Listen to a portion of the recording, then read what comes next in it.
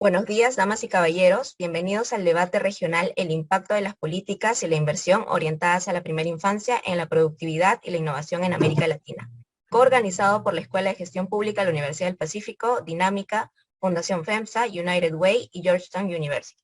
Antes de empezar, por favor, se les solicita no compartir sus pantallas y mantener apagado el audio y video para que el evento pueda ser fluido y no se generen interconexiones. Muchas gracias.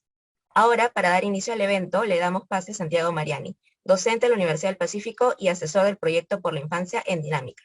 Adelante, Santiago, bienvenido. Muchas gracias, Lidia. Bienvenidos y bienvenidas nuevamente al evento, al webinar que hemos puesto en marcha entre un conjunto de organizaciones.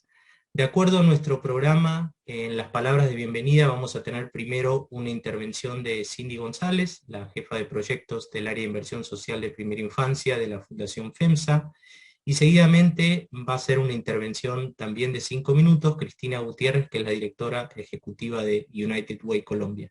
Cindy, buenos días, bienvenida, gracias por acompañarnos. Es un gusto que FEMSA esté nuevamente apoyando este evento y que puedas estar con nosotros. Gracias, Cindy, adelante. Gracias a ustedes, Santiago. Buenos días a todos y todas. La verdad es que estoy muy contenta de estar aquí. Y a nombre de la Universidad del Pacífico, Dinamica, United Way, Georgetown University y nosotros, Fundación, les damos la bienvenida a este evento, con el cual buscamos posicionar a la primera infancia como un tema prioritario en las agendas públicas y privadas de América Latina. Estamos convencidos que la inversión en la primera infancia es clave y representa una oportunidad para la transformación social de nuestra región.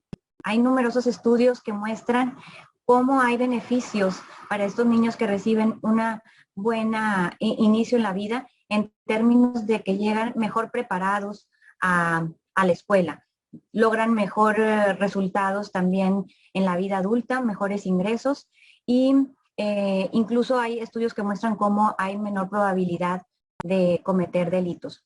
Pero esto también se traduce en mayores beneficios para la sociedad en general y los países, en términos de contar con países que tienen una brecha de pobreza y de desigualdad más reducida, también menores costos en salud y menores costos en estos programas que se requieren para nivelar a los niños que llegan a la escuela con algún rezago educativo. El día de hoy estamos muy contentos porque vamos a escuchar la experiencia de diferentes expertos de Brasil, de Perú, de Puerto Rico, de Colombia, México y Estados Unidos para mostrarnos los retos y aciertos a los que día a día nos enfrentamos. Esperamos que espacios como este generen cada vez más conocimientos y aprendizajes que nos permitan incidir y actuar desde donde estemos, que propiciemos conexiones y la posibilidad de seguir priorizando a la primera infancia. Gracias a la Universidad del Pacífico, a Dinamica, a United Way y a la Universidad de Georgetown por invitarnos a sumarnos a este evento. Estamos convencidos que la colaboración y la suma de esfuerzos es clave para poder lograr mejores resultados a favor de los niños. Espero que disfruten el evento y que aprendamos y llevemos a la práctica todo lo que veamos este día. Gracias. Cindy, muchísimas gracias, en especial por llevar también el tiempo. Vamos a darle pase entonces a Cristina Gutiérrez, que es la directora ejecutiva de United Way Colombia. United Way Colombia, al igual que la Fundación Femsa, nos vienen acompañando con un gran compromiso en el programa de liderazgo en políticas para la primera infancia que estamos impulsando junto a la Escuela, entre Dinámica y la Escuela de Gestión Pública de la Universidad del Pacífico. Así que, Cristina, es una gran alegría tenerte con nosotros. Por favor, adelante con tus palabras de bienvenida. Bueno, un saludo muy especial a todos y todas las personas que nos acompañan hoy.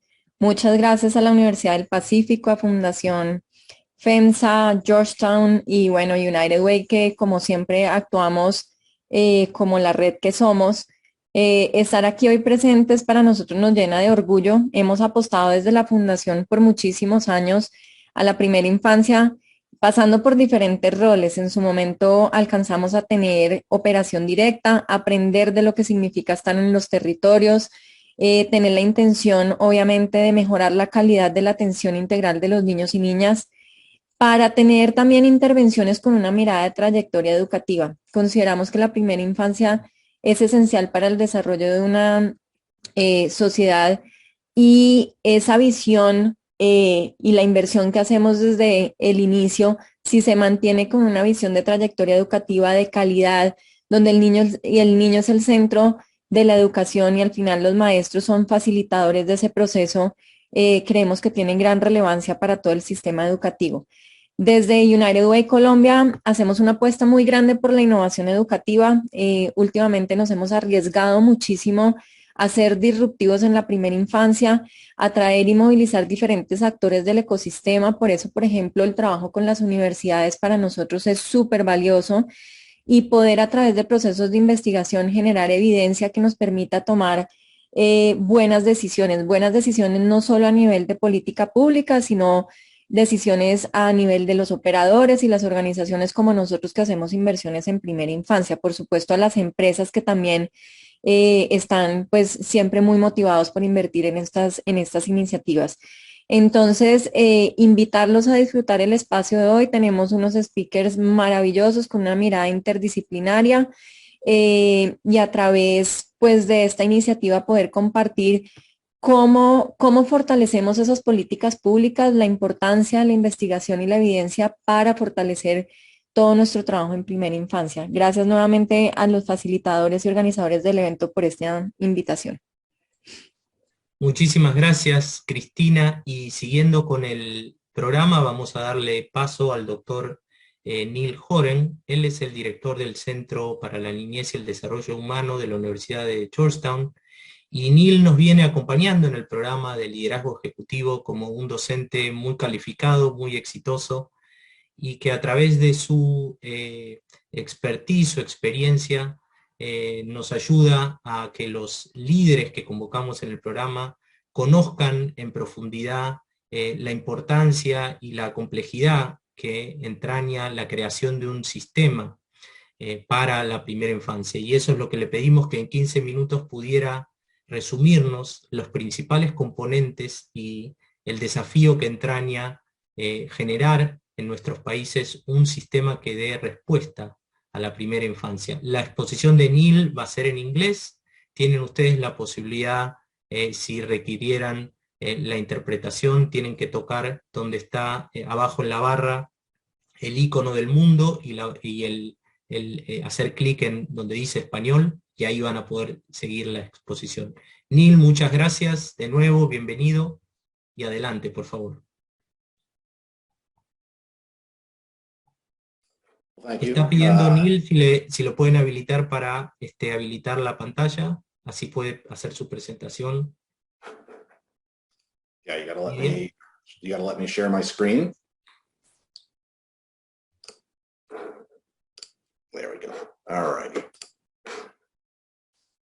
Santiago, that was very kind of you to say such nice things, but it doesn't extend to me being able to fluently speak Spanish enough to present in Spanish. So I apologize that I have to do it in English. So I'm going to go quickly. And when I talk about building an early childhood system, for me, it is about how everything fits together. And that looks different in every country. It looks different in every part of every country.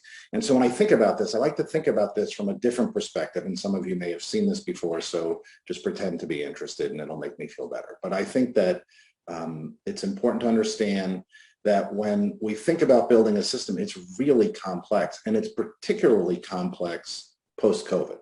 That things have shifted, and maybe they've made them easier in terms of being able to do these kinds of meetings and deliver things via Zoom and other technologies, but it's still pretty complicated. And so I want to just sort of talk about Frederick Olmsted, because in the United States, Frederick Olmsted was a very important visionary and architect of a park.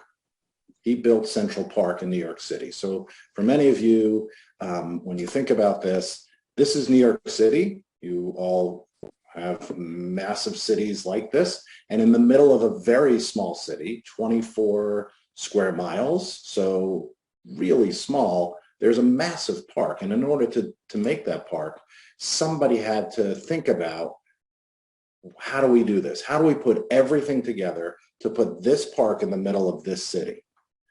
So all of this I say, and yet I still want you to think about when you build a system, it's for one child at a time. This is one of my 4 children. This is Isabella as a baby. And whenever I think about building a system, I think about, who am I building that system for? So when we have conversations about what this might look like in Mexico, I think about what this might look like in Quintana Roo versus what it might look like in the Yucatan versus what it might look like in Nuevo Leon. When we build this in Peru, if we think about what it's going to look like in Lima versus what it's going to look like in the Andes, it's going to look very different, but it's still for every single individual child and their family. So what I want to do is very quickly go through and help people understand what we mean by a system. Where do you sort of put your money? How do you invest? And what happens if that works well? Here's what's similar. When you build a massive park, you have to think about the groundwork, the literal landscape, the ground that you need to shift. Similarly, when you build an early childhood system, you're moving things. Everybody wants money and a workforce and all kinds of things for their part of the system. I focus on young children, birth to 8. That doesn't mean that there's not a whole group of people who are very focused on the elderly population, just as important, equally necessary to think about what we need to shift to support them. And yet you have to think about moving that ground. You have to think about the labor force. Who's going to do that work? Do you have enough people to do the kind of work that you want to do to build a park or to build an early childhood system? And then the last 2 pieces are the most important part. What's the infrastructure? Who does this? What are the policies that make this work or not work? What gets in the way? We oftentimes talk about sort of the knots in a system that prevent us from being successful. And then how do you sustain it? So many efforts we could go through a long list, and each of you could lay out for yourselves, in your community, in your region, in your country, an effort that was really good that hasn't actually been sustained. That's the important part, is what you build. You don't want to build a rock so big you can't move it. You don't want to build a system so great off of some funding source that you can't actually then replicate it. This is what a mental health system, this is what a system looks like. It involves hospitals and doctors and community centers and religious organizations and parks and mass transit and the firemen and police who are oftentimes first responders to incidents. It involves businesses, it involves tribal health organizations, it involves mental health, philanthropy, drug treatment, all of this, and all of these connections have to work. So usually I get asked this question, okay, now you're talking about parks and you're showing me eggs and lunch. I thought we were talking about an early childhood system, and we are, but there are a lot of layers to an early childhood system, and I want to talk that through just a little bit with you. This is what I think about in an early childhood system, and we're working on this and we're going to have it translated, so I apologize. But essentially, if we think about the social emotional development of young children and their families, at the bottom, promotion, prevention, and intervention. We oftentimes wait until we need to do an intervention. We need to do treatment because a child and family is having so much difficulty. But the truth is if we just did really good promotive work, if more children had access to good social emotional foundations, if all people who are interacting with young children, so pediatricians, childcare providers, bus drivers, religious organizations, if everybody was trying to support young children's social emotional development, we wouldn't have to do as much on the intervention side. Those are sort of what the services and supports are. But in order to do that, you have these building blocks. You need to do planning. You can't just decide we're going to do home visiting. That's going to work. You have to actually plan through, do some sort of scan of what works, what doesn't work. You have to develop policies and procedures that will support the effort that you want to do. And that requires agencies working together. Folks in education working with folks in in mental health, folks in mental health working with folks in drug treatment programs working with schools working with businesses. All of that is interagency partnership. And then thinking about how you're going to pay for that. Because oftentimes there's not enough money to pay for this. So how do we maximize that funding? How do we be flexible about that funding? And then how do we prepare our workforce to do what we want them to do? So if in your region you've decided home visiting is the most important service we can provide for families and young children and their families, then we have to think about who's the workforce to do that. Are they prepared to do home visiting? And then we have to evaluate that. We need a strong evaluation component. And all of that is in support of all the kinds of services and supports we want to give to children and their families.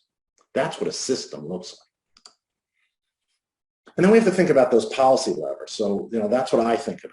How do we develop a workforce? Where does that money come from? And why is that workforce more important? In a country where mining of natural resources is critical, why would we want to now develop a workforce to serve young children?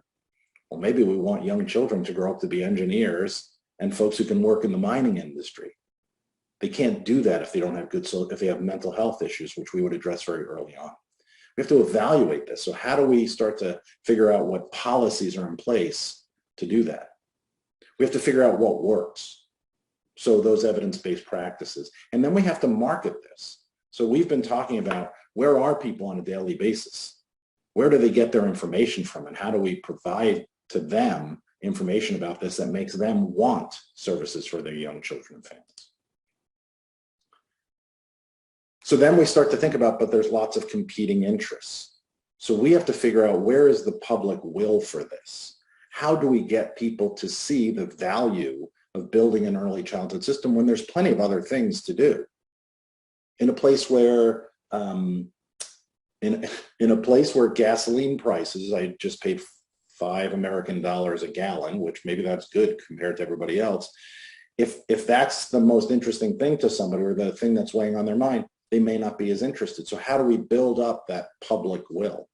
How do we figure out what practices to do? If we're going to do home visiting, what does it look like? Is it for all children? Is it for the first 18 months? Is it visits once a month? Is it a particular curriculum? And then who does that? Those are all things we need to figure out.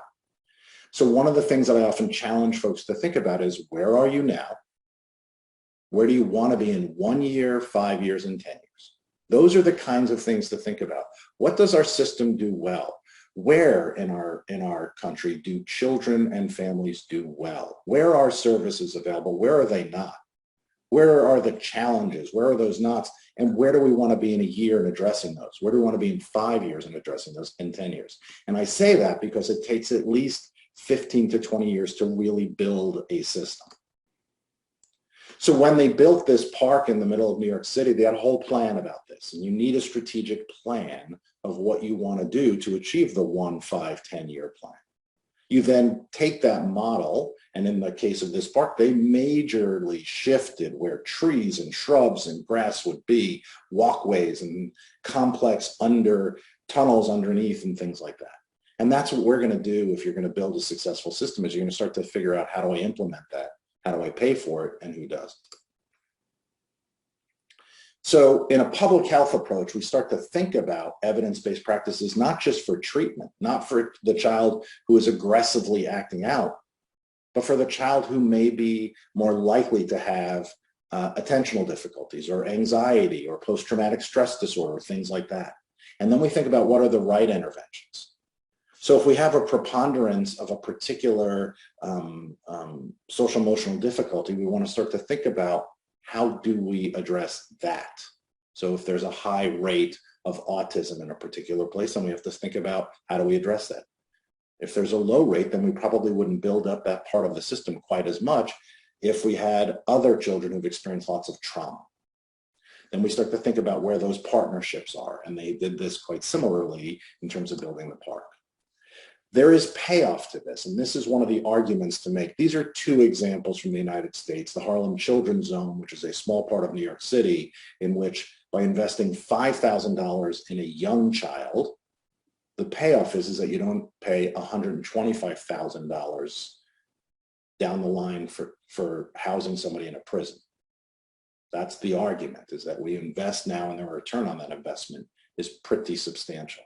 The Abecedarian Project, there are others like this, are longitudinal, long-term looks at if we do things in early childhood, what are the kinds of payoffs that we have? And we know that the payoffs include better educational outcomes, better graduation rates, less pipeline to prison sorts of things, all sorts of positive outcomes, not just in early childhood, but throughout their lives, sort of the opposite of the adverse childhood experience study, if you're familiar with that.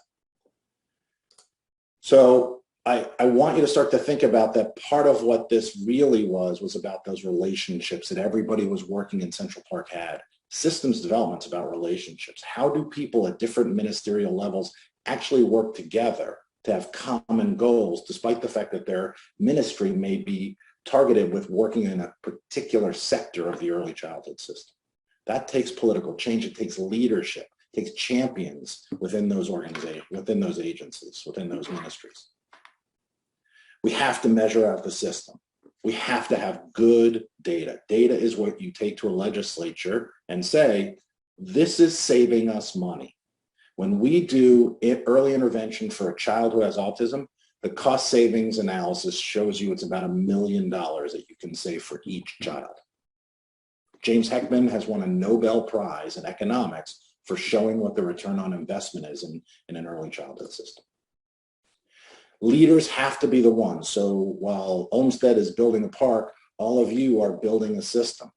That those interventions that you have chosen are reaching the right people, that they're being done by qualified workforce, and that you can sustain them.